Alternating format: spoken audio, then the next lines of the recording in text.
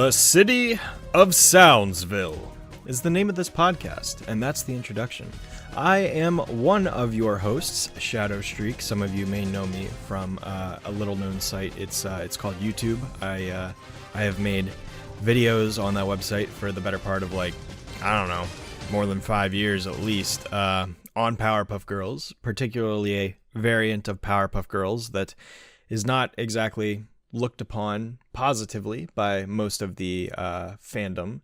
But, you know, what's in the past is in the past. Either way, this podcast is not about that. This podcast is about the original classic series. And as such, before I get too much deeper into what this podcast is all about, I would like to introduce my other co-host for this show. Why don't you go ahead and take it away? Yes, I am RJ App, other professional Powerpuff Girls man. I mostly use Twitter. I'm at RJ on Twitter. I also help run the Art of Powerpuff accounts and the No Context Powerpuff Girls account. Yep. So RJ's audience on Twitter and my audience on YouTube are roughly the same size, which is why it's it's cool because we have two different platforms that we can kind of outreach to you guys. Because the whole idea behind this podcast at the end of the day is, well, I guess I'll take it back to the beginning a little bit. So for the longest time, for the better part of 10 years, I've always wanted to do a podcast about Powerpuff Girls, primarily because I have a lot to say about the show.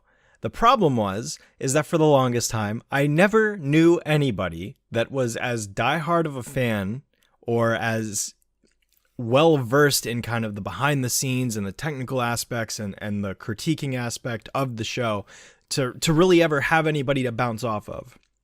Well, conveniently enough, RJ and I don't even remember how I guess we technically met. You know how I live under a highway in LA, so yeah. Well, okay, yeah. So, I was hitchhiking and I saw this guy and I was like, hey, why don't you want to ride and we'll go hit up a Denny's or something for breakfast. I started itching my arms like, hey, bro, you like Powerpuff Girls, bro? He's like, oh, finally, I found you. I've been searching for the last 20 years. Do you have an extra bedroom? Yeah, that type of stuff. Yeah, you know how it be. But no, for serious, I think we met in a mutual Discord server, probably 6 or 7 years ago, I think. And we kind of always knew of each other. And then, like I said, I made videos on YouTube. RJ made posts on Twitter and stuff, and then eventually RJ found his way into my server and we just started talking as part of our other friend group. So we've known each other for a while, and years ago, probably 3 or 4 years ago, was when RJ and I really sat down and had an in-depth conversation about Powerpuff Girls, and we hogged the entire voice chat. It probably went from 7 to midnight. We all talked with our friends for an hour, and then from 8 to midnight, just straight, RJ and I just talking nonstop Powerpuff Girls. That's the thing. Yeah, this podcast is so we don't bother them. Exactly. Because they're so tired and exasperated. You guys go ahead. And it's I'm sorry. They're shut up. We don't want to listen to this. We want to have a normal conversation where everybody else can partake, and we're just no, listen. It's all right, listen, guys, I have work in the morning. That I've thing. So we're trying not to be. bother them. We're creating another place to rant about this cool kids cable cartoon. Exactly. I love that alliteration there. But no, I going back to that story, basically, I feel like RJ is the first person I've ever met that really gets Powerpuff Girls in the way that I do. And so a couple months ago, by the time you hear this, I'll probably have announced that I'm making a video reviewing every single episode of the first season, which is something that my audience has been asking for several years at this point. But a couple months ago, I came up with the idea where, as much as I wanted to cram in every single thought that I possibly could into a video, that just wasn't feasible because it would make for a very drawn out and probably not as interesting video. That I feel like that sort of dialogue and conversation is much more befitting of a podcast format. So I reached out to RJ a couple months ago and I was like, hey, would you be interested in doing a podcast where we just sit and talk about Powerpuff Girls all the time? Because we already do that in our free time and we both really enjoy it. And your response was... Yes. And he said it exactly like that too. It was music to my ears. And I was a little husky at that time. He was. And so, yeah, we kind of just started talking about the idea, bouncing ideas back and forth. And eventually, I came up with the name. It may or may not be stolen from a album that was released, but we don't need to talk about that.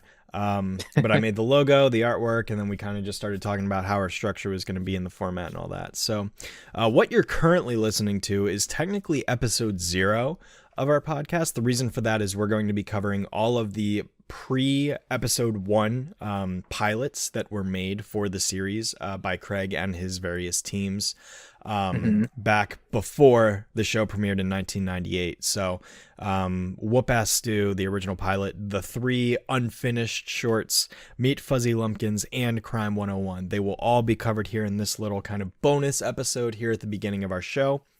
Most of you have probably already listened to episode 1 if you're listening to this one, but this one is recorded before that one. We just figured, most people are probably going to want to jump in with episode 1 rather than an episode 0, because this is more of a prologue than necessarily the main series that we're doing. But, if you're interested in listening to this one, by all means, sit back, relax, and kind of enjoy the ride. Yeah, exactly. You know what? I think some of you normal people might not care, but I think historically it's important to do this one because I find it interesting. I feel like it's Craig McCracken kind of discovering his sensibility, and you start to see there's kind of a story forming behind it, right? Because like looking at these Whoopass shorts, especially you see all these people that he went to Cal Arts with, and they become big parts of the show later on. So you see this guy forming his sensibilities, which is that's great. He came up what was he? He was in his very early 20s when he came up with this show. So yes, and it's interesting to just see it evolve and get better over time. Yeah, I honestly think the story behind the origin of Powerpuff Girls all the way to what it's become even today is truly amazing, because it really is one of those stories of just one guy accidentally drew some doodles one day and it just spiraled into a massive sensation when the show finally premiered and took off, and it's still resonating with all sorts of people today. I mean, we're a product of that, both RJ and myself. And it's inspiring too. If you're a creative person, especially a young creative person, it's inspiring. And I really like we're gonna hear more of this in Insect Inside, but I like the idea he came up with this a long time ago, right? So this is early 90s, right? This is 91, right? He doesn't get to do the show until 98. So that's, he just got 8 years to keep making his idea better and better. And I think that's a great lesson. That's a great lesson to creative people. Absolutely. He had so much time to kind of plan it out and really think things through, and pun intended, stew on it. I mean, obviously there were, and he kind of goes into this in some of the historical documentary and clips that you can find online, but he kind of talks about how he was dead set on the name Whoopass Stew, which we'll kind of get into momentarily. He was so fixed on it to the point where it's once he had to change it, he was like, man, it's just not the same. But the guy made sacrifices, but he was willing to make those sacrifices to make the show the reality that it ended up becoming. And I think I'm sorry, go ahead. I think the crazy thing about it is looking back at this, I don't know, if you're listening to this, you don't have to look at these shorts, but it's pretty interesting. I think if you look at it, Whoopass Stew, it's not that different from the series it ended up with. I think sometimes people like to there's a narrative online that it was adult oriented and then they made it for kids, but no, it's really the same show. Right? You don't sense anything too different. I don't think this is any more adult oriented than the actual show. I mean, the art style is obviously not as developed and it's a bit rougher around the edges, but as far as the actual content, it's really not that It's different. Underdeveloped, but yeah, it's not, no big change. I agree with you on that. I mean, so you know what? I guess I'll ask you, when was the first time you saw these Whoopass shorts? I guess we'll start with Whoopass right now. It's a great question. Okay, so yeah, starting with Whoopass Stew. The first time I saw it, probably would have been in 2013. Just a little backstory on myself, kind of leading into this. I've been a fan of Powerpuff Girls since probably, if I remember correctly, the summer of 1999. I would have been about 3 years old. The first season had completely already premiered. The second season was in its run. Again, I have very, very faint images. I remember the very first episode I ever saw of the series, which was, ironically enough, the Rowdy Rough Boys. I remember exactly where I was. I remember exactly what happened. Like, it's a very vivid memory in my brain. And that just kind of introduced me to the show, and then it just spiraled. I loved the show throughout my entire childhood. I was all about it. You know, when I was in elementary school, the show was airing, and Dexter's Lab was my go-to, like, quote unquote favorite show. But deep down, I liked Powerpuff Girls more. But, you know, being an elementary school boy, there was that pressure and, yeah, the safety net of, oh, no, Dexter's Lab is bad. But no, deep down, Powerpuff was always my favorite. But I watched the show up until it kind of just disappeared off of Cartoon Network. And from like 2005, 6-ish, basically when the series ended, all the way until like 2013, I never really thought about it. Like, it just kind of left my life, and for whatever reason, I just carried on without thinking about it. And then in 2013, May 13th, 2013, to be exactly precise, I got home. At this point, I was in high school. I got home from school, and I got on Twitter, and I saw this clip of, I think it was a Rugrats meme, and that led me to YouTube, where I looked up the full meme because it was just a still image, so I looked up the clip of it. And that led to a recommended video of, I think it was adult jokes in Powerpuff Girls, or jokes that flew under the radar, or something that the show got away with, you know? And I started watching all of these, you know, adult jokes that they had, and it was like this 6-minute compilation. And I remember watching it, I was like, oh my God, I remember that. I remember that. Oh, I remember this episode. Oh, I remember that moment. You remembered all those adult jokes perfectly? No, like, I didn't remember like the writing, and I didn't remember I hardly remembered the show. I just remembered seeing it. Like, I know I've seen this before. I recognize it. Like, it was literally, RJ, that was my first taste I ever had of this magical feeling called nostalgia. I kid you not. True story. I had never experienced nostalgia until that moment. That was like, it was like your first hit of like a drug in a sense, as like a metaphor. I was about to say, like, I was like, that sounds really druggy. it does, but like, it's also true, because it's like, I am a nostalgic person, straight up. I'll admit it. I love stuff from my childhood.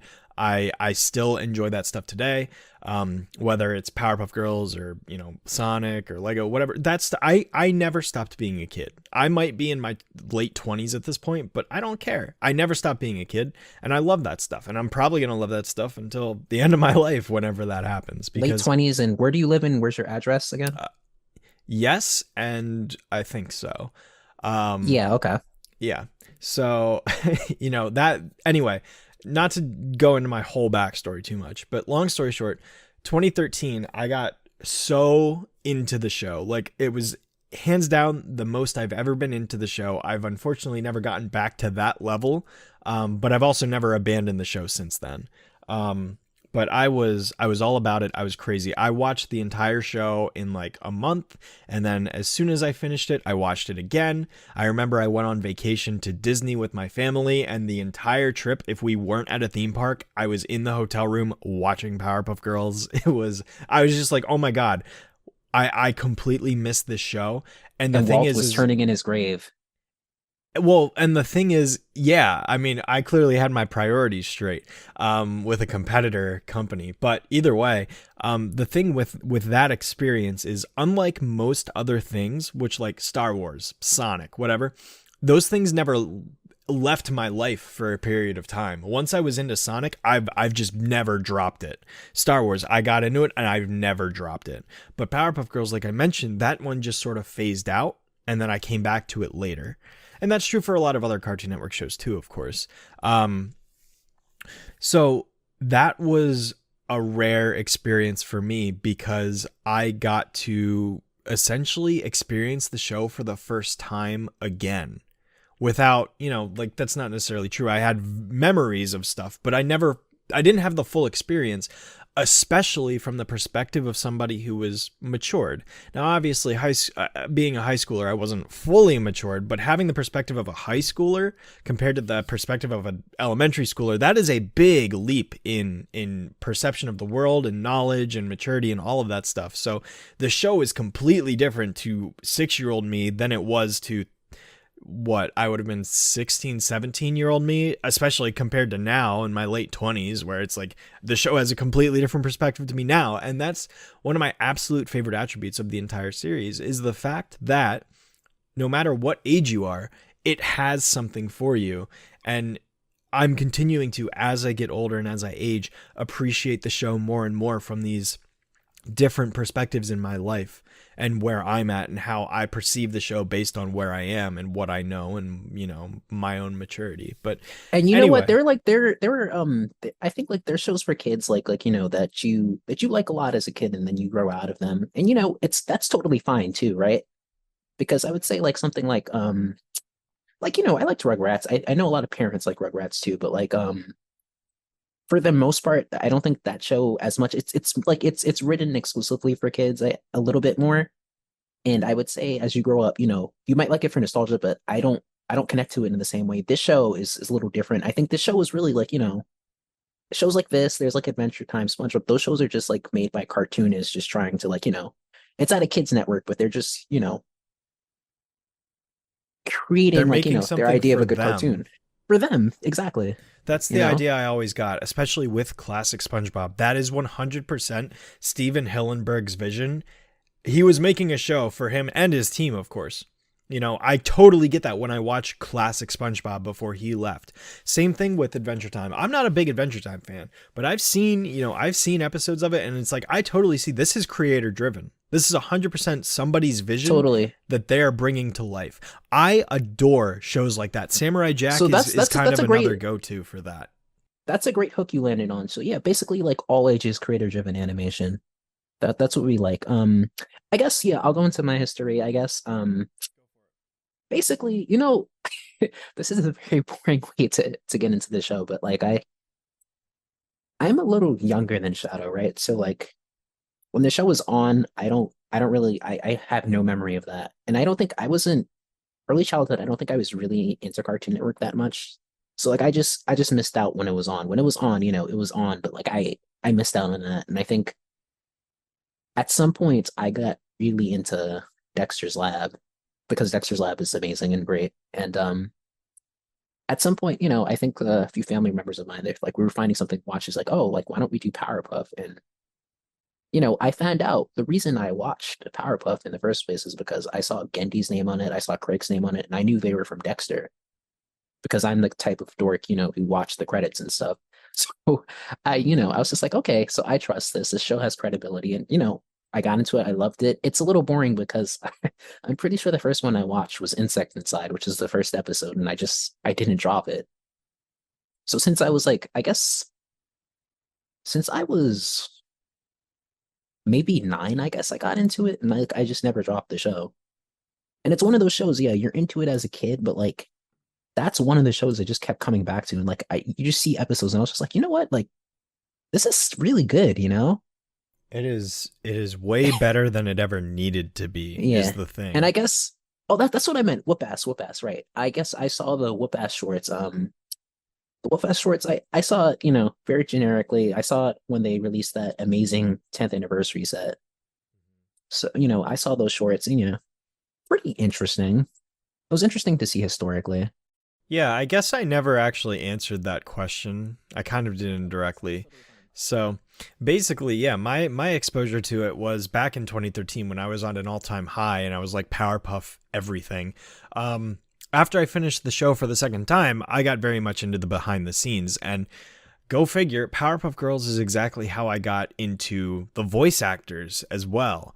I became a big fan of people like Tom Kenny and Tara Strong. And like, I always knew these people because they voiced characters in other shows I watched as a kid, but I never really cared about them like enough to like do research and kind of tie those things together until I got back into Powerpuff Girls. And the same is true for creators like Craig McCracken and Gendy Tartakovsky. Before Powerpuff, in 2013, I didn't care. I didn't know the name of created by blah, blah, blah for every show I watched. I didn't care. I was a kid. It didn't matter to me. But as someone who was getting older and was coming to want to learn the art of animation, not to become an animator, but to appreciate it and to kind of see it from that perspective, I began to want to know, who is Craig McCracken? Who is Gendy Tartakovsky? Who is Steven Hillenberg? These people. And be like, I want to learn about the people that made these shows that I love. And that led me down the path of discovering the Powerpuff Girls documentary, which basically gives the whole story of how the show came to be to where it was up to that point. And That's right. by extension, that leads right into Whoopass Stew, which is the original pilot that basically led to everything else. So we won't sit here and give you the full story because that documentary does it perfectly well and we just be repeating it. But basically, Craig came up with the idea for the Powerpuff Girls when he was making a birthday card for, I believe, was it his brother? His little brother, yeah. Something like that. Yeah, it was a family member.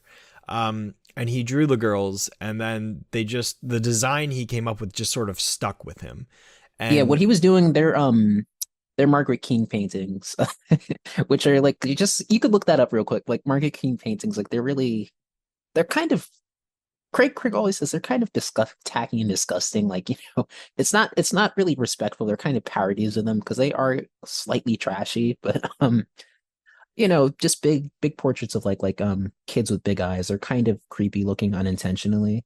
That's very interesting. I know that it's also famous because terrible story, but her husband this isn't funny, I'm sorry.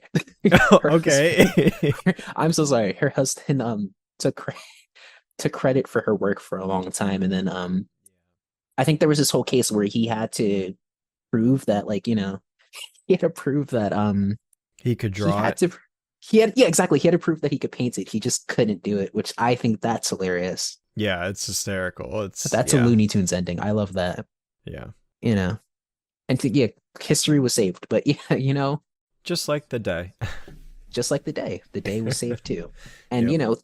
it's he did it like a little doodle because it was so tiny, because it was so little, he didn't have time to put details on, right?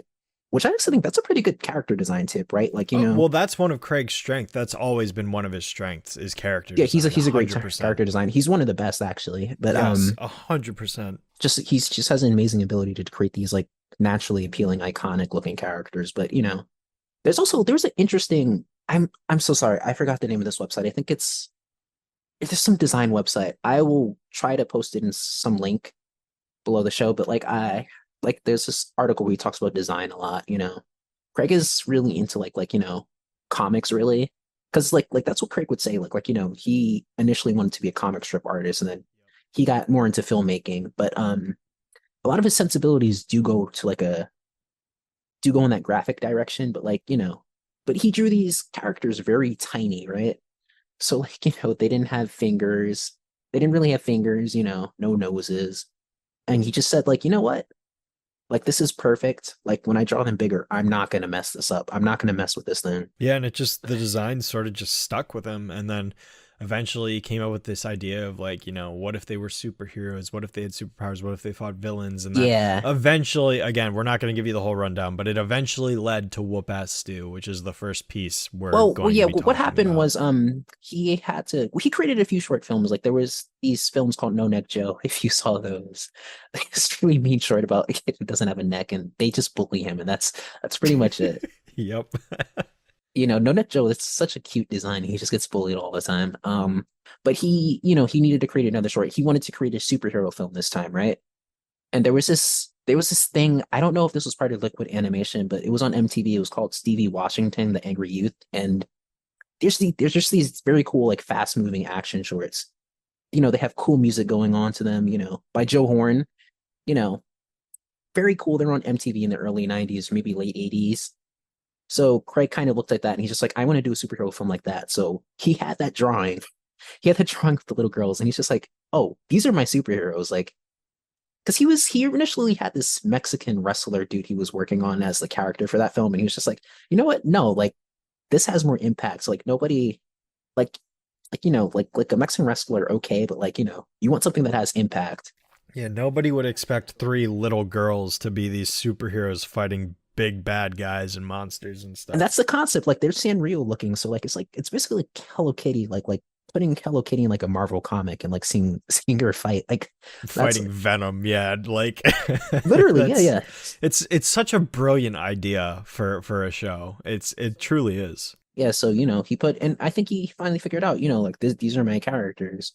And I think, some people have maybe lower aspirations. I think Craig had pretty high aspirations for it from the beginning because I think Gendy, I don't think Gendy really had an idea that Dexter was going to be a series when he made that short in college or even making a short for the What a Cartoon Chronicle. But I think Greg was pretty driven about it. Like, oh, I think this is my series because he was, yeah, he pretty, I think like this was a series. Like, I think every creative person can relate to that type of thing. He was trying to find like his character, like since he was like very young, like maybe since like, he was like 12, but he was trying to create comics. He was just like, what is my cartoon character? And like he was just getting frustrated.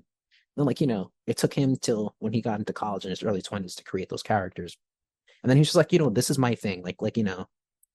And he was very driven about it. He didn't show up to classes. He was so obsessed with finishing this film. Yeah, and he persisted for a long time on it A too. long time, but yeah, like he basically came back at the end of the semester. Like his professor's just like who is this guy? But he got a high pass. Hmm. It's a very good looking student film, I have to say, especially for that time. Yeah. Like you don't have digital, like they didn't have the privilege of like a lot of digital technology. Like and he did a pencil test of the film. Like he boarded it, and all that stuff. But like he did a pencil test of that film, and he did get help. I think Gendy definitely helped him with timing, which plays a big role into the series because that's basically the same thing he would do on when the show gets greenlit. That Gendy helps a lot with timing too. But a like he did a pencil test, but he sent it to Spike and Mike wanted it because they already had the No Nut Joe films, even though it kind of doesn't fit in Spike and Mike because it's not really that sick and twisted. But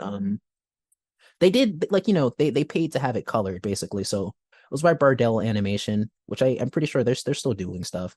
Like they colored it, and it's very beautiful actually. Like I love great color. It ages really well actually. That Whoopass film ages pretty well. Yeah, I love the coloring. It's very vibrant, very bright.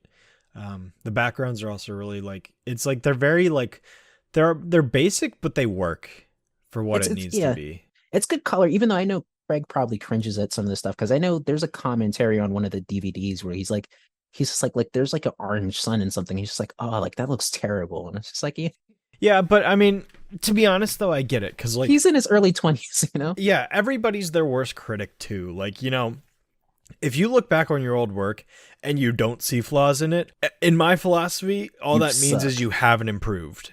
You haven't gotten better. If you can't look back at your old work, again, as a creative person, I'm speaking for myself, but I look back at my old stuff, my old videos I made, and I'm like, this is garbage. This is terrible. I hate it. If I wasn't able to do that, that would just tell me I never got any better. I haven't improved. And I've heard other people say that before as well in their experience. That's a sign of growth. So Craig was absolutely aware, like he got so much better since this student film. Like this is like the beginning of his entire freaking career, And It's his not idea just like got better and better, But like I but it's always awesome to see where it stemmed from. always, and I guess let's talk a little bit about the content of the film, right? Okay. Yeah. It's very straightforward. Very basic, yeah. But they start with the opening. Yeah, because it is the origin that just carries throughout the entire series. Sugar, spice, and everything nice.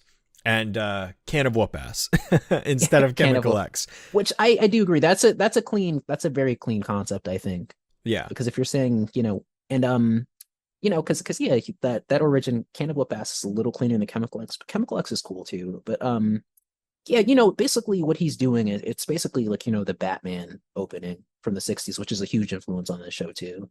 But very huge influence actually, which I guess but we could talk more about that later. But which obviously the mayor's office is Commissioner Gordon's office from that show. And thanks to Powerpuff Girls, I got to look at a few episodes of that show. That's a very funny show. I could say I'm a fan of that show now. But yeah, it's the 60s Batman sequence, but like, he doesn't steal it. I think Craig's also very good at like taking from pop culture and remixing it into something new.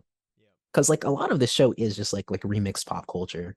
Every villain, like everything you see is just like this is kind of this thing from pop culture, but like he like he threw it in a blender. He mixed it together with some stuff and made a new character out of it. Yeah, almost every single villain in the entire show is inspired from something else. You know, you got the Gangrene Gang, which is inspired by Ed Roth and his Rat Fink character. You know, You can learn a bad lesson from this too, but like, you could say like, but like the thing about Craig is he's not stealing. He's no, just not stealing taking at all. inspiration and he's being transformative, where he's taking something that already existed and made something new out of it. Exactly. I was gonna make a joke. It's like you can learn a bad lesson. It's just like you don't need any life experience to be an artist. You can just watch TV all the time. But Well, that's a bad okay. lesson you can learn. But I mean, but hey, it works for some people. yeah, it worked. It worked in this case, right? But like yeah, this like this is a good creation by a pop culture junkie. Like and yeah, there's also the shot of the perfect little girl, which actually Craig did say like he didn't really want to include that shot in the final series because he doesn't want to show what the perfect little girl is, and that's a pretty pretty forward thinking for like the late 90s, I would say. Yep. Good on him. Yeah, but it's a different professor too. yeah, I was gonna say, so That's what I wonder. I wonder if the professor was really considered a character. I wonder if it was even because I don't even think they'd be at home at this point. Like I don't think Craig's like because Craig had to be told some things about like in the water cartoon days. They're just like, you need to show their home life, you need to show who these characters are. And I think at this point, I'm pretty sure Whoopass was just about them going on adventures. That's what he says too about these films. He says like they aren't really about character. He just wanted a fast moving film that's really cool. yeah, And he says like, he's basically does the opposite today. yeah, and that's ultimately what the short boils down to, because at the end of the day, it's really just an introduction to the girl's origin. It's got 3 parts: the origin, the girls fight, and then they fly and the day is saved. And also, he's a crazy person. He wanted to make 4 different episodes. Yeah, he did, like but he completed only episodes. finished 1. He only finished 1, and Whoopass, yeah, like the first, like Sticky Situation. It's a very good looking short. Mm-hmm. Yeah, and yeah, the Amoeba Boys are the first villains we see. Well, after the Gangrene Gang, which is the Gangrene Gang. Also, that's you did say they are Ed Roth. Ed Roth, but it's also he said it's Ed Roth mixed with Fat. If Ed Roth designed Fat Albert and the Cosby Kids, basically. Yeah, so Big Billy's basically Fat Albert. It's those kids, and actually their hideout is basically the Fat Albert junkyard, which took me way too long to figure that out. Way too long. Yeah, and which is really cool. It's very cool. They're very cool designs. And yeah, the People Boys are completely different, but I think they're voiced by Lou Romano, which is funny. He did a little bit of work on the series. He painted a golden book for the show, but he's also the voice of Linguini. He's a very great artist. He's very good at that like golden book style painting style, like that throwback 50s golden book painting style. He's very good, but very talented. He's the voice of the Amoeba Boys in this. There's a lady named Jennifer Freed, I guess, which is she does the girls' voices. I don't really know anything about her, but she's part of history. And yeah, the girls are a little brutal on this too. They burn the Amoeba Boys in the sun. They do. It's awesome. Yeah. Oh my gosh. It's awesome. I love it, yeah. And I have to talk about the narrator in this.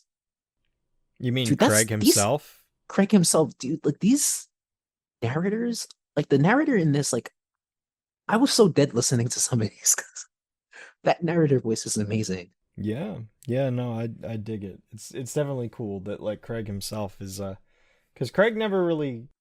He's not a voice actor. He's just like he's not one of those guys who likes doing voices in his cartoons. But like he did it. He's like he's like, I'm not sure if I could still do it, but he did end up doing it again. There's this web cartoon called Ollie and Scoops. I can't tell you which episode this is, but it's by this guy named Nico. I'll say Nico C because I can't pronounce his last name. But yeah, it's this cool web cartoon Ollie and Scoops, but he does do his narrator voice here in that one episode of that. So he can still do it. He just chooses not to. But it's so funny. I think what he's trying to do, he said, is like I think he's trying to do like racing announcers basically.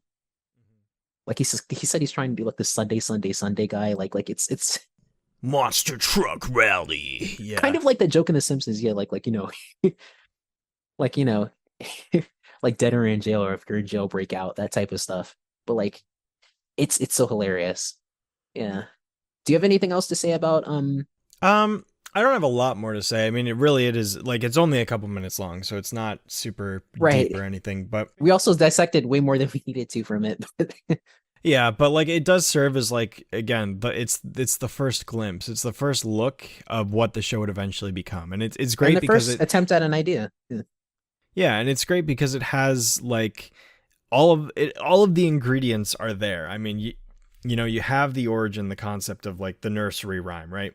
And then you have like here's the introduction to the girls. This is what they do. They beat up gross bad guys, you know, in over the top violent ways in a sense. And then it like it's amazing because like this was the first short and it's the exact same freaking format as the end product, the end Exactly. show. Yeah. It has the same intro, the same conclusion, and the actions in the middle.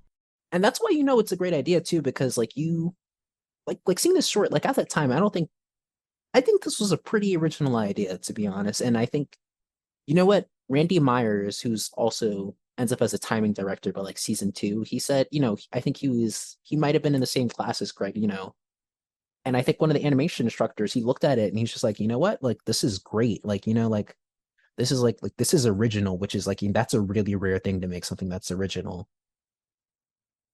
It's a very original idea. I guess the last thing I'll say about it, which like, will play into the rest of the podcast, is we're gonna talk about like music a lot in the show. Yes, we are. Score is a very important part of the series. I think it's one of the first things you notice about the show. I'm gonna talk more when we go into Insect's side about the score in the series, but I think at this point, it's done by a DJ friend of Craig's in CalArts. It was done by a dude named Pete Hauser, who still does stuff, right? I think he has this label named like the Bassman Twins. I think that's kind of what he's known for. But yeah, Craig knew that he wanted like, a DJ like doing a soundtrack. He wanted that type of sound.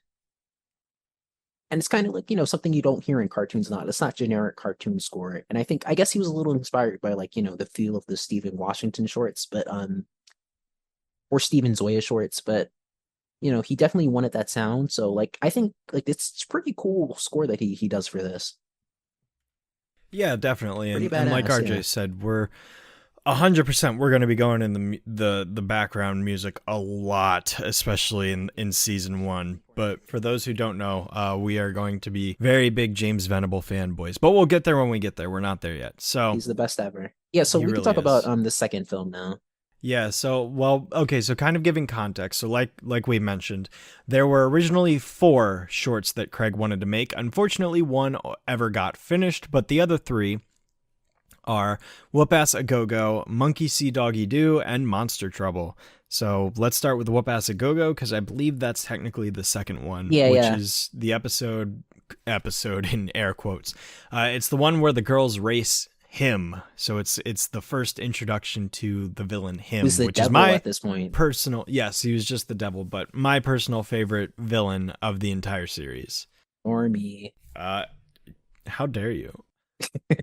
It's Zeke Cam, who's another dude that works with them at Hanna-Barbera. Oh, also that like the leader in general guy, that's Craig too.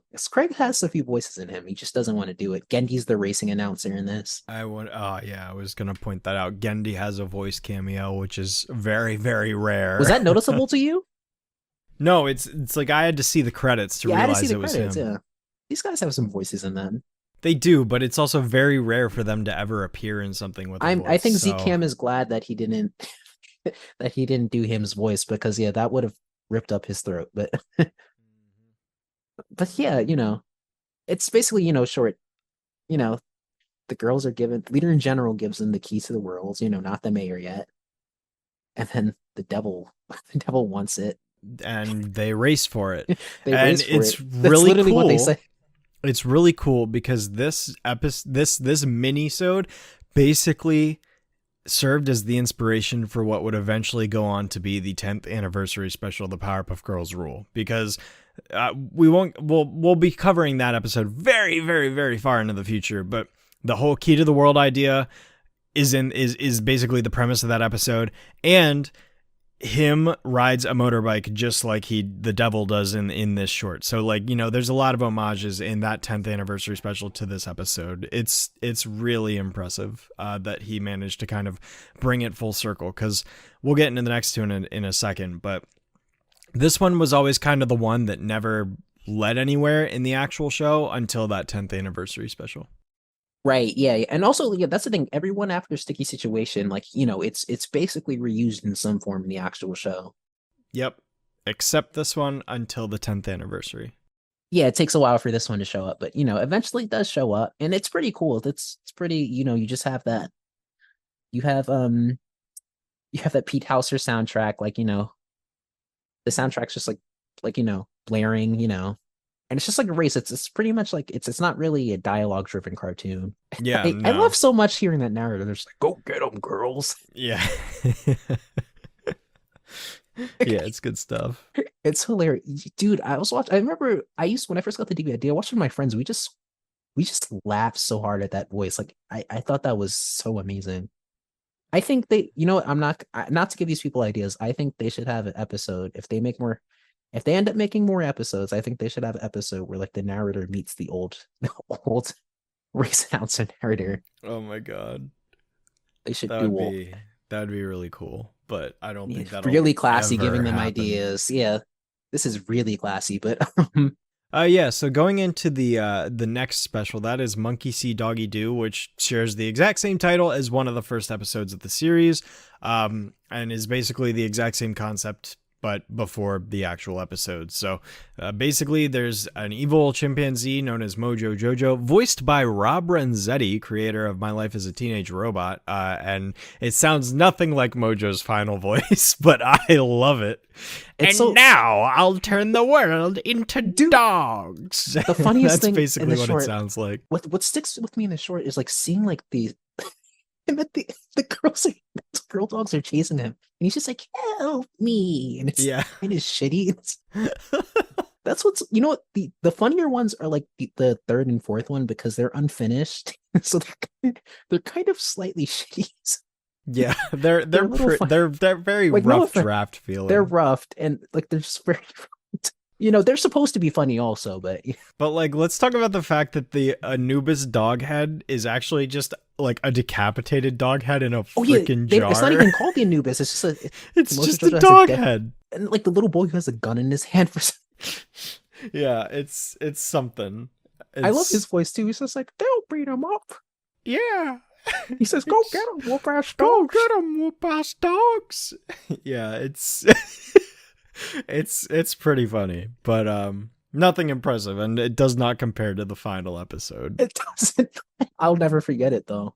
No, neither will I. The dog's chasing him as an narrator, just like, the day is saved. Even though like nothing actually happened. It's just Mojo running away for like 20 seconds, and the girls are just barking over and over and over again. And it's, Mojo's slightly different looking. Mojo kind of looks like a nerd in this. He does, yeah. So I think Mojo had an arc. Like maybe Mojo got bullied a bit in like high school or something, and then he came out cooler in the series. Mm-hmm. Yeah, that's fair. It's probably a good theory. Happens to the best of us, right? Yeah. But then the last short. I mean, it's pretty special. It's my favorite. Special. It's special. It's my favorite of all of them. Is Monster Trouble, which basically led to the inspiration for the episode Oh Dynamo. But this episode has my absolute favorite line of them all, which is, we're all gonna die. Yeah, he's like, monsters attacking the city. We're all gonna die. That's literally how that's not how he says it. He says, we're all gonna die. It's just like, oh, okay. What a turn. Like, we're 10 seconds into the episode, and that's just it. It's over. We're all dead. It's done. The woman's crying, like, who will save us? And a confident Rob Renzetti voice guy says, that's who. That's who. The Whoopass Girl comes. The Whoopass Girls. And also, like, the girls' like voices, like, since they're all exactly the same, because they sound pitched up, so they sound even worse, which kind of makes this funnier. Well, the thing is like this. So basically, the girls fly up and they punch and kick the monster, and the monster's just impervious to it, and so their limbs are all like crunched up and distorted. That is an exact 1-for-1 like recreation in Oh Dynamo when the girls attack the balloonfish monster. which is like it's direct. Like even the shot of the girls in the small corner next to the giant, like the monster's so big it doesn't even fit on the screen. That shot of them floating there with their deformed limbs it's a 1-to-1 recreation in Dynamo, which I always thought was really, really cool. But also going into that, I know we're not at Dynamo yet, but an interesting detail about this short compared to that final episode is in this one, all three of the girls are able to just merge like Power Rangers style, I guess, where all three of them just come together and then they just form the giant form. It's a or very like classic, Voltron. like that giant robot. Yeah, it's a classic giant robot thing. Like it's just like you just call like assemble. Yeah, but it's not like the girls are in this giant robot. It's literally all three of them just unite into the bigger form, which is very like it definitely still has kind of like a Japanese inspiration behind it, because that fits very much in line with that kind of genre with I think kaiju and Greg always had it. Yeah, he's interested to kaiju, and like he has a kind of has an interest in Sentai more so than anime. I would say that's really the Japanese influence on Powerpuff is more Sentai. I think anime influenced the action sequences, but like I don't think there's as big an anime influence as a lot of people think there is, but he definitely loved the Sentai stuff from his childhood. Yeah, 100%. 100%. And kaiju that's for very sure. prevalent. Yeah, I mean that's why there's so many giant monsters throughout the show, right? For sure, yeah. And then the narrator's like, "It's Whoopass Dynamo." Yeah. I love that. Yeah. He's like, "He's too big. They can't beat him up." It's pretty good. It's my favorite of all of them. It's got the best comedy for sure. It's ridiculous. I think like if you don't have the DVDs, I think those like the last three are a little harder to find than the first one. But like if you find that, like they're pretty funny. They are, especially Monster Trouble. They're very very, very funny. The girls ended with so like it's like just like you know what time it is? Time to get punched real hard. And that's their finishing blow. Yeah. The day is saved after that. Obviously, he didn't develop the Hearts and Stars thing yet. No, that came later. But it's kind of just like a generic comic book, like find out what happens in the next episode. Whoopass Stew. Which again, crazy person, just make one short film. Why are you making 4 short films? The ending shot instead is of the girls flying through the sky, which interestingly enough also makes it into the final intro for the show, because it's the shot of the girls flying against the blue you know what? background. You're right. Yeah, that shot of the girls in the intro where like all three of their variations of the main theme with the different instruments go up and they've got the blue black background flying behind them. Yeah, that idea came from the ending of the pilots where the girls are flying behind the clouds or whatever, or in front of the clouds. Wow, that was really difficult for me to get out, wasn't it? Good Lord, I was like stumbling all over that, but hopefully those of you listening got the idea of what I was trying to say there. Yeah, I had to speak in a code so that way you guys would understand and wouldn't get detected by the there's people watching us. Authorities. Well, they're listening, but yeah. Yeah, they're listening. Okay, thank you. I mean, I don't want to do this anymore. But we're not even at the first episode. This is literally episode 0. This show sucks. Man. I think Rob Renzetti should have been Mojo.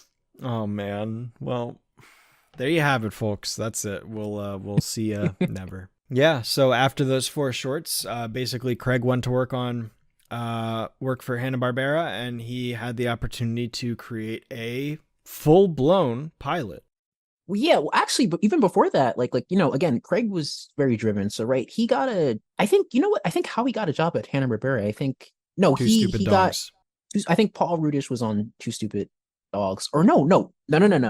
I got it. So Craig was friends with the creator of Two Stupid Dogs, and, so he got hired as the art director on that show. And then, I think while he was at Hanna-Barbera, he pitched his film, early 90s. He pitched Powerpuff Girls as a series to Hanna-Barbera before Cartoon Network. And before this, actually, Nickelodeon looked at it because Linda Semetsky, who is the best executive ever, she's really into seeing good creative work by creative people. And, at Carl Arts, they told her to take a look at his film. I think Nickelodeon kind of saw it, but Nickelodeon's a different place, really. I think Nick wants things to be more kid relatable, and I think they wanted to dissect it more and help him develop it. But Craig really just wanted to do his show because he had it figured out. The girls were going to go on adventures. We didn't It wasn't going to be like a down to earth show about them being kids or anything. And Nick couldn't.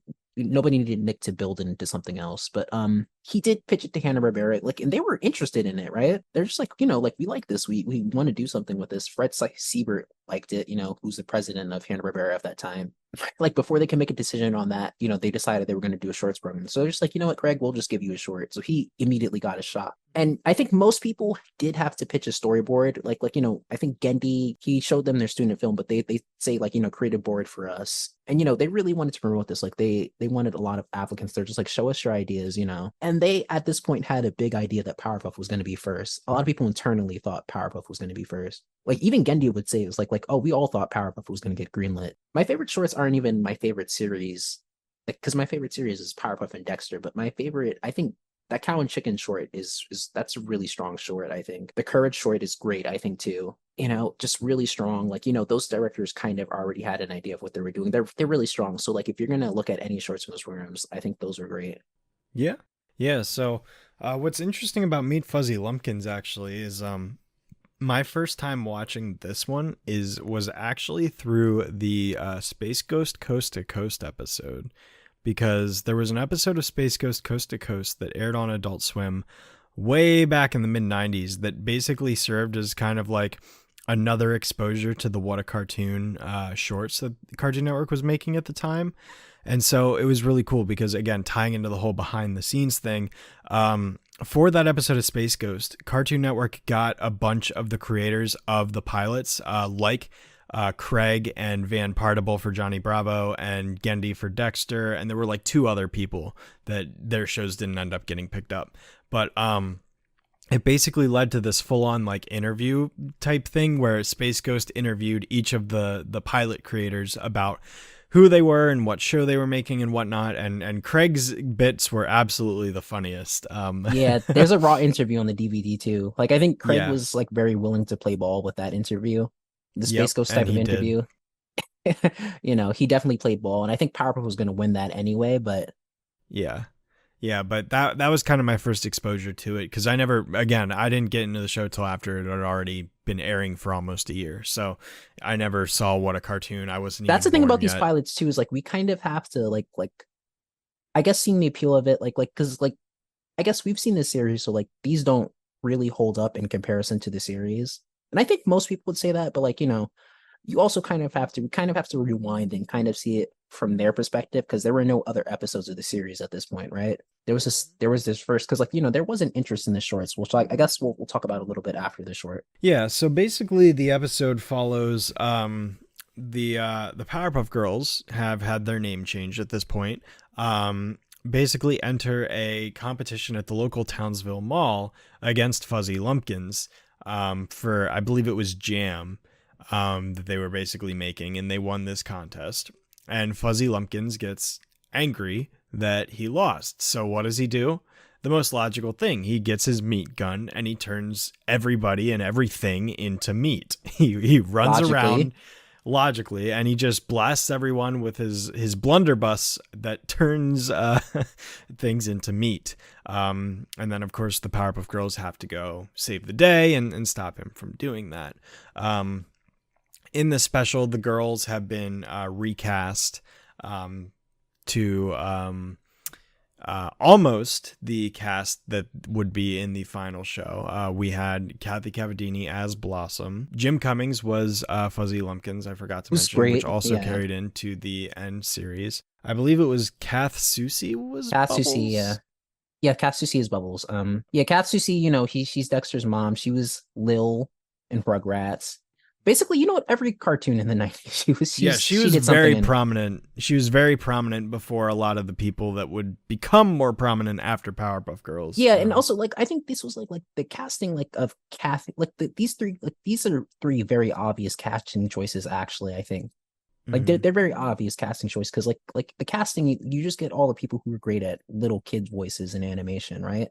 Yep. And I think they're one of the people who could do it without it being grating, because like I think if it's done wrong, it could be. Craig talks about how it's tricky to find Bubbles, but like it's hard to find people who do little kid characters that aren't grating to the soul. Hmm. So these are the best people who did it. Like these are the best people at it. Like, I think Kathy talked about it. Like she was saying like, the usual suspects are there. Like, Nancy Cartwright might have been at that audition, right? Like a lot of those people, right? Yeah. She doesn't seem like she knew too much about her character yet. And Buttercup has like 2 lines in this, literally. Yeah, she's easily the least present, Yeah, that kind which of is comes into a par for flaw the that, course. yeah. But yeah, that's kind of also the problem with these shorts that, like, Craig was made very aware of. Like, they don't really, it's more about like crazy story beats than like, showing who the characters were.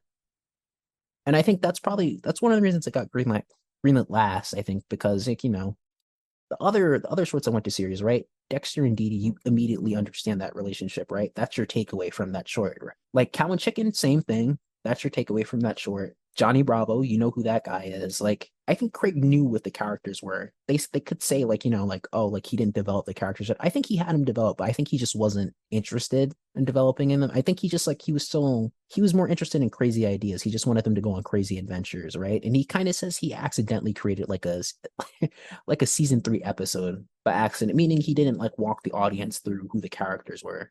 And going back to the voice actors a bit, yeah, Jim Cummings is great, obviously. Kath Susie obviously doesn't stay with the series, but and her performances are perfectly fine. Like she would have been a fine Bubbles. I like, I prefer Tara's take, but like, she would have been fine. I think the reason she was recast, I think she was either overbooked because she was in every series, or Craig also said she was using that voice for a lot of shows at that time, which is also true. Tara's take is a brand new voice that you've never heard before. Like, like if I hear that voice, I think of Bubbles. The narrator is Ernie Anderson.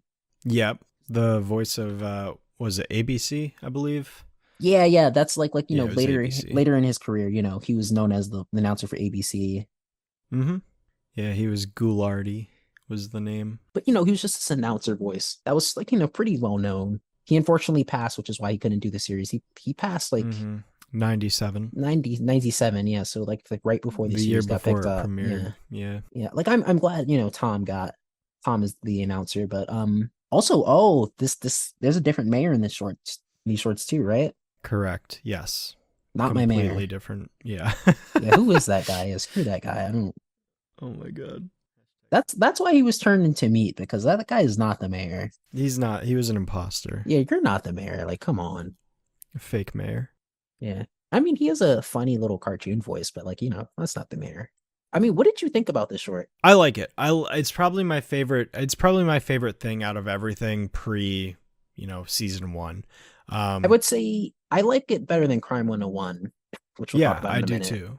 I mean, I like it better than the shorts too, because this is like an actual episode of something. I mean, it's not like just a couple minutes. It's Yeah. it's And Pete long enough Hauser to is still be. doing the score on this. It's a little bit wackier in this, but like, it's pretty cool. I think this is actually a pretty cool short. Craig reviews these shorts as like flawless starts, but I think Meet Fuzzy Lumpkins, I think it's a pretty cool short on its own. And like you basically see like the core of what like Craig and Gendy will build on in the future. Is like I think the best part of the film is like that sequence, like when they're at the mall with like and like they're having like the duel between Fuzzy and the girls, and then Bubbles' hair gets turned into meat hair. And that just causes her to go ballistic. She goes ballistic and she beats him up, and that's the best part of this whole thing.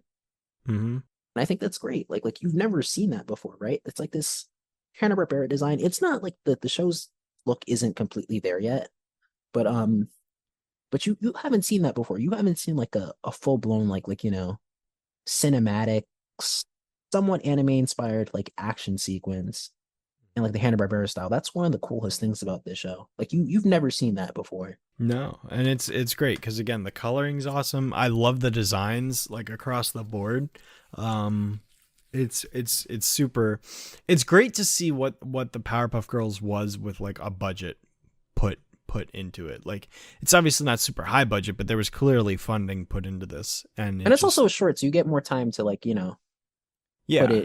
put like you could put more effort into it, and make sure it looks right. Like I think like I it's another obviously Craig could design this whole thing ton better if he did it now. Like that's also how I feel about his work on Two Stupid Dogs. Like it's a Mm-hmm. little rough looking compared to his later ones. He also started it on Hanna-Barbera did a Dumb and Dumber cartoon for like a season. Those are Craig's designs on that. But So he did the designs. I know the design for Miss Keen is his. Like if you break down any cartoon series, there's really multiple creators. There's one guy that whose vision it is. Like this is for sure Craig's series, right? It's also in a way, it's also Gendy's series. It's also Paul Rudish's series. Dexter's the same way. Like like Craig.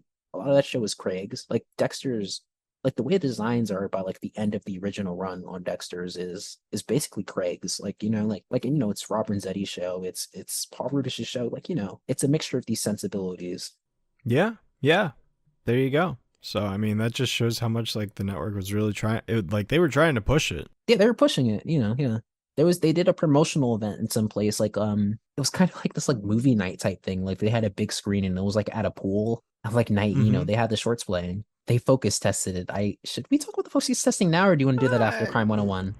Let's do that after. Okay. The next short was Crime 101, which first off, I love the title card for this. Yeah, it's really cool. It's really cool. And the girls, their designs have evolved a bit. Well, they looked a little wacky. Blossom's hair wasn't completely figured out by Meat Fuzzy Lumpkins either. Like it wasn't really the ponytail it was now. Right. Yeah. But yeah. Basically the same guys. This is after, Craig says he says Insect Inside as a pilot, and these like he says Meat Fuzzy Lumpkins and Crime 101 are like fall starts. But like, in different directions. So like, he was each time like both of these shorts, he's trying to develop his idea more and more. So Insect Inside is one not I'm sorry, Meat Fuzzy Lumpkins is one version of his show, and then like Crime 101, he's changing stuff around, and we get to see the Amoeba Boys again in this short with the personalities we know them for, voiced by Chuck McCann, who, very great. He's very versatile. I think he did a lot of stuff for Hanna-Barbera in like the 70s and 80s and stuff. He's really great. He does all of the Amoeba Boys, like 3 different voices for all of them. Very talented guy. He passed he passed a little while ago, but yeah, I think it was back in 2018, I believe. Yeah. Unfortunately, but he was a great character actor, Jeff Bennett is on this one, and I think that's another trigger that went off in Craig and Grundy's brain. They were just like, okay, this Jeff Bennett guy is great, and we're going to use him all the time because he's one of the best voice actors ever, I would say. He could pretty much do anything. He understands like he's a great understanding of comedy. He becomes Dexter's dad. He's Ace on the Powerpuff Girls. Like Johnny Bravo. Every incidental, Johnny Bravo, of course, he's every incidental. If he's on a show, he plays most of the incidentals. I think I guess we'll see as we do the series, but I really think he might be the hardest working actor on like some of these shows. Yeah, he really gives it his all, and he's got such a unique range, like unlike any other voice actor out there, really. All of his performances are funny too, which is very important. Yeah, do you want to summarize this one since I summarized the last couple? Oh, you're telling me to do some work. That's what you're telling me to do. I am. I've already done all the hard work. It's your turn. And I'll wash the dishes too. Yeah, so the Amoeba Boys are frustrated because, they can't commit an actual crime. The Powerpuff Girls write them off as cute, and they're going to commit the crime of the century because of it. The crime of the century is them jaywalking. The girls don't consider them actual threat. They feel bad for them. And that's the thing. Like no other superheroes would do this, but because they're cute little girls and they think the Amoeba Boys are cute, they're going to help him do a crime because they feel bad for them. So they help him rob a bank. The girls get framed for robbing the bank because they're very good at it, and they get sent to prison until the Amoeba Boys come just in time to go to jail for them. But they get what they want in the end. They're the bad guys at last. Very cute characters. I don't think this one is as striking as Meat Fuzzy Lumpkins in my opinion. But yeah, I don't think so either. And they play with the style a bit, like it evolves a bit more. This is done by a different animation company. The original Meat Fuzzy Lumpkins was done in Japan by a studio named Animal House, which from what I've seen, apparently that formed into Studio Comet, I guess. I don't know how that was I don't know how Animal House was as an overseas studio, but I do know that like Japan started becoming more expensive to ship animation to, so they started using places like Korea and stuff like that, or the Philippines, because Japan just became too expensive, and they ultimately stopped doing a lot of overseas work. Phil Cartoons does this one, and they'll do like the first few episodes of Dexter too. I mean, I don't know, their work seems pretty good from the outside. I've heard very mixed things about them. There's this book about Ren and Stimpy by Thad Komorowski called Sick Little Monkeys. One of the directors called them like he basically said Phil Cartoons was like a shithole. But I can't I can't really say much. I'm not gonna add my 2 cents in because I don't know. I don't know from experience. And also sometimes I would say it's a little easy for American cartoonists to sometimes say stuff about like foreign studios or Hmm. blame them for stuff. So I'm not gonna get into the weeds with that. If it was a bad studio environment to work at, I believe Hmm. that, but I'm not getting into it. But Bell Cartoons doesn't work on the series, but this looks fine. It's a fine looking short. Yeah, yeah, I think it's fine. I mean, it's got some decent jokes in there, but It's overall, okay. yeah, it's The just all weirdest right. joke is all like the judge, the Powerpuff Girls are in court, right? Yeah. And he's just like order in the court, and some guy's just like, yeah, I'll have a chicken sandwich, please. He gets hit. He gets hit by the hammer. Yeah. It's so stupid, but I love that. Yeah, I think it's fine, but That's really it. Like I'm sorry, the music. I hate the music. Sorry. I'm done. It's that's horrible. okay. Yeah, no, I mean overall I don't have a whole lot to say about this one honestly. It's just sort of there for me. I don't think it's super memorable, but it's fine. It's fine. It's not hurting anything. I like that the Amoeba Boys get to like come back again from beyond just their brief appearance in Whoopass Stew, and they actually are, yeah, like they're actually the characters we know more so than. But yeah, other than that, I don't have too much more to add. And Craig still was like so Craig's mind already like yeah, of course he definitely knew this was going to be like he was like this is a series like they have a rogues gallery. He had Mojo, him, the Amoeba Boys, the Gangrene Gang, all four of those already figured out. And he talks about in like that uncut like Space Ghost interview. They're just like this like they're just like who's the toughest like the girl's toughest rival, and he's just like oh there's this monkey named Mojo Jojo who hasn't appeared yet. So like he knows what he's doing. I guess we'll talk about the reaction to these shorts, right? Yeah, so basically, they did some screen tests with the Powerpuff Girls for some kids, and the story goes that they hated it, like absolutely hated it. Like the kids were not into it at all. They didn't think it was entertaining. Like it was just a total failure. And Craig kind of talks about it in the documentary. It was just kind of like it was disheartening. I mean, it was like disappointing. It's like, man. Well, he also said like he's like he wanted to do cartoons for his whole life, and then you get the chance to do Yeah. it, and then Which those like they kids were a hate bunch it, of idiots. I'm just gotta say it. They're stupid. They had no taste. They're Yeah. being Yeah, what are stupid. those kids Is doing what now? they probably No, but never like learned. I being stupid, They that's never what. learned. I think that's kind of became a thing about focus testing. I don't think focus testing they rely on it as much, and I think I'm sure stuff like this is partially why. But they also, when they do focus tests, they apparently don't like creators in on it as much anymore. You know what? There's a podcast called Talking Simpsons. There's an episode with Ian Jones Cordy and Rebecca Sugar, and they say like they were talking about focus groups, and they're just like they don't really invite us to it because there was a story about like some guy who like they hated it became a popular show, and they said focus group kids were really mean about it, and it upset him a lot. This became a reason why they don't invite creators to. Apparently the story was Linda Semensky remembers this as like like they were mixed about like the first short, but they were like Mm. really savage about like the second short. Like they were mean about this. Like like kid would be like oh I'd rather watch like paint spill. I know I'd rather watch paint dry. Yeah, and whoever made this would be fired, which is Yeah, like the that's worst jeez. comment you could Ugh. possibly make. It's just ridiculous. It's partially the nature of focus groups because like and it speaks. I think this speaks to to Craig's character. Like I think like he took it in a very good way. He took it like okay I'm gonna take this criticism and I'm gonna make the show Hmm. better, and I'm gonna really take these criticisms seriously, which maybe they didn't actually hate it that much, right? Maybe because these were they mostly said these were boys in these focus tests. And I don't think they wanted to admit that they liked it anyway, right? So because they were saying stuff like, oh, little girls can't be Hmm. heroes, like, they Yeah. weren't gonna say they liked it anyway, right? So I think that's partially you could just blame it on that. And I think focus groups too, like they're kids like, together in a room. So like one kid goes off in it, Hmm. they all start going off in it. And I'm pretty sure that's what happened. And so, they all started just like ganging up on this on this short. It did get like an extreme reaction, which is good. It's not like they had a lukewarm reaction and they didn't really care. And they're just like, okay, that was all right. I think partially what kept like Linda Semensky was a big help. She was a big defender of this series. So I guess we really should thank her a lot for helping this series get greenlit. And ultimately, the reason why they greenlit it is because Dexter worked out really well for them. They're just like, okay, so let's have this same crew do Powerpuff. It made them a lot of money. They were happy eventually. It's fun to see projects in their formative stages. Like I'm sure if this was a Family Guy podcast, we'd be talking about Larry and Steve shorts. And but which is funny because Seth MacFarlane was really just like he was really just making the same show his whole life. Like his college short is basically Family Guy. Like he just wanted to make Family Guy. That's what he was put on this planet Yeah, for. basically. Do you have any other thoughts on? All in all, it kind of just ties back to the beginning, which is basically just that it's really cool to see kind of where the show originated and what kind of started it all that led to what it eventually became when the show premiered.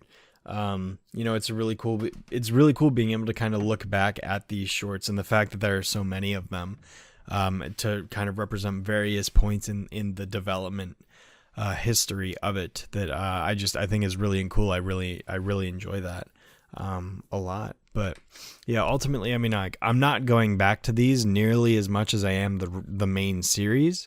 But I really love the fact that they're out there.